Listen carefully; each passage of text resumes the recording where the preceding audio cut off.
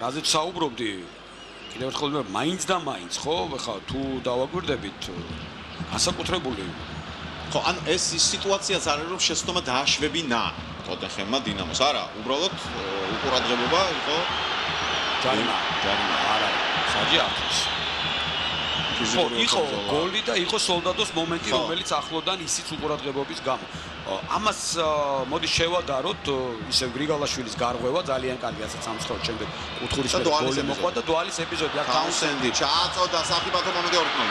აი ეს შესრულებულია. ეს შესრულებულია და პაულინიომ გააკეთა ყველაფერი 53 წუთზე, რომ ანგარიში გამختارიყო 0-2. ეს უკვე შესრულებულია. ეს კლასია. და მოდი მე არ ვიცი ხა არა მოვიჩემებ, მაგრამ გლიშიჩის ესეთი თამაში მეორე გოლია ამ შეხვედრაში, რასაც საწავიდა. ხო, დავანებოთ ხა იმას თავი, რომ ძალიან წყით ფეხბურთელებს და ზოგადად როცა ესე ამბობ, რომ კონკრეტულად ამა თუ იმ ფეხბურთელის ბრალი იყო, მაგრამ როგორ არ უნდა თქვა ასეთ სიტუაციაში, რომ გლიშიჩი მოატყვა პატარა ბავშვით, იქ გადახდა გლიშიჩი საწავიდა, ჩააწოდა ახლო მანძილიდან და გაახარა ეს ადამიანები.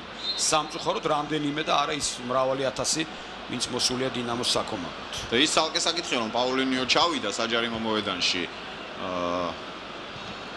კონკრეტული ფეხბურთელი